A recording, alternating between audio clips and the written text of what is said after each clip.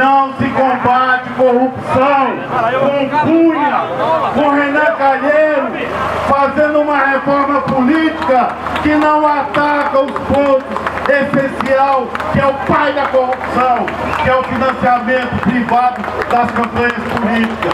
Nós somos radicalmente contra, porque é um absurdo de nos enganar, dizer que o puro e simples impeachment da presidente Dilma acaba com a corrupção. Uma outra coisa, nós não estamos nas ruas defendendo democracia em troca de uma agenda Levi, Renan. Aquela agenda não atende os interesses da classe trabalhadora e da população.